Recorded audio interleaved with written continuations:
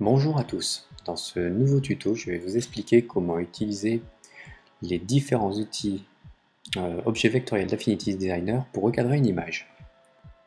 Donc, pour obtenir à peu près ce genre de motifs et d'effets. Donc, hop, on masque ça, on crée un nouveau calque. Nous allons commencer par le plus simple, l'outil rectangle. Hop, on va revenir des valeurs standards, voilà, comme ceci. Donc, on souhaite insérer une image à l'intérieur de ce rectangle. Pour moi, la méthode la plus simple est d'utiliser un outil qui est très pratique dans Affinity Designer, c'est cet outil-là. C'est un outil d'insertion. Il suffit de cliquer dessus, après avoir sélectionné votre objet, vous cliquez dessus, cela permet de lui dire qu'on va mettre quelque chose dedans. Aussi simplement que ça. Bon. Là, on va aller chercher l'image, fichier, placer, je sélectionne mon image, ouvrir, et on clique à l'intérieur. Donc, comme vous voyez, l'image est bien à l'intérieur de mon objet. Donc, bien sûr, vous pouvez l'agrandir, réduire, faire une rotation. Là, en l'occurrence, ce qui nous intéresse, ce sera le recadrage. Donc, volontairement, je vais la faire plus petite.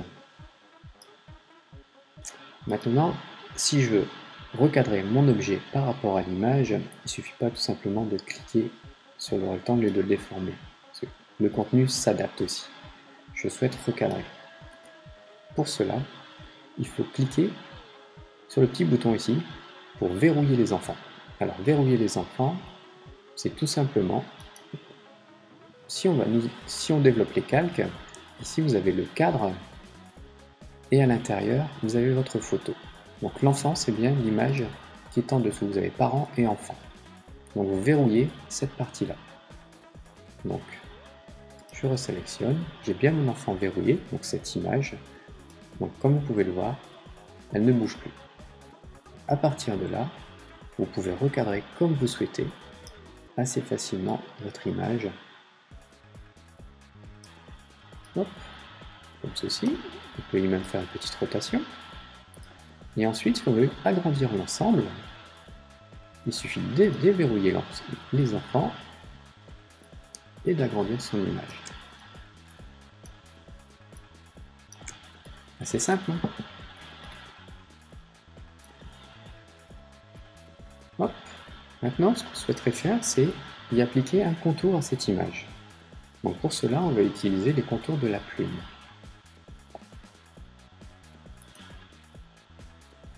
Vous sélectionnez le pinceau, vous allez chercher les pinceaux vectoriels,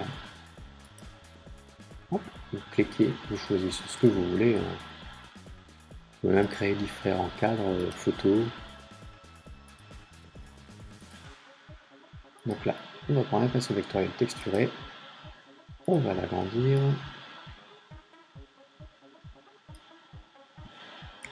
Comme vous pouvez le voir, ça s'adapte parfaitement à l'image. Ici, si vous souhaitez avoir les bords, avoir une photo complète, il vous suffit de cliquer ici. Vous avez votre pinceau qui se met aux extrémités de votre cadre en fait. Là, il se mettra à l'intérieur et là, entre les deux. Vous pouvez appliquer des coins carrés, c'est au souhait. Maintenant, nous allons travailler cette photo en noir et blanc et lui appliquer quelques petits effets. Donc, nous allons ici, dans la palette des calques en fait, nous allons sélectionner un filtre de réglage et noir et blanc. On va faire ressortir un peu le ciel bleu, un petit peu de cyan, le bleu. Ici on a bien un peu de pelouse, enfin de verdure en fait, donc on va le faire ressortir un peu aussi, on va la contraster. Voilà, donc là c'est suffisant. Maintenant on va faire des effets de revier un peu la photo, en quelque sorte. Donc pour cela, tout se passe dans l'autre espace, dans le pixel persona. Là en dessus, nous sélectionnons notre image. Et toujours la même procédure que tout à l'heure, nous allons sélectionner notre outil d'insertion pour dire qu'on va travailler à l'intérieur de cette image. On vérifie ses couleurs, je suis bien en noir. Alors je vais sélectionner celui-ci. On va l'agrandir. Alors pour agrandir, je rappelle, il suffit d'appuyer sur CTRL-ALT, cliquer, glisser de droite à gauche pour agrandir et monter, descendre pour la dureté en fait. Comme ceci. Là je monte et je descends, et là je vais de droite à gauche.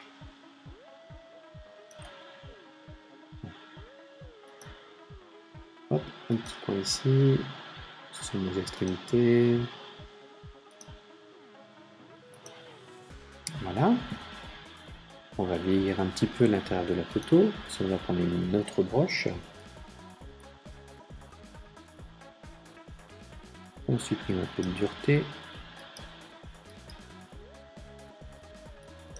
Bon, je suis désolé si vous entendez un léger bruit sur cette vidéo, mon MacBook a tendance à ventiler. Donc j'espère que ça ne s'entendra pas trop sur la vidéo.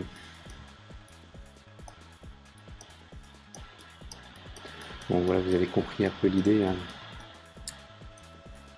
de vieillissement. Donc comme vous pouvez le voir, on travaille essentiellement à l'intérieur du cadre que l'on a tracé au début de ce tuto.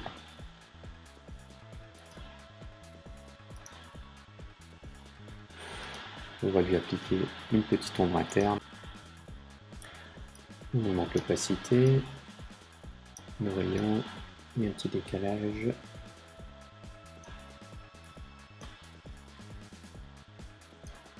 Hop.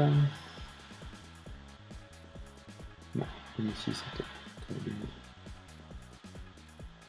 Pas de tout, rien. Hop, petit décalage.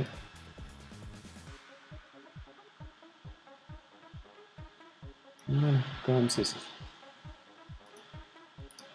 Donc nous voilà avec une photo retravaillée.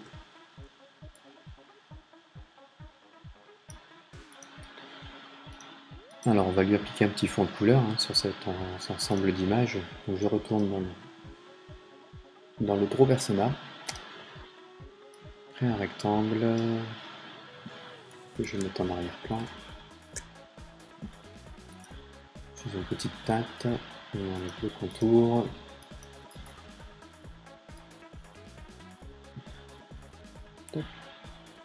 Une petite teinte bleue qui me va bien, voilà. Et pourquoi pas un petit dégradé.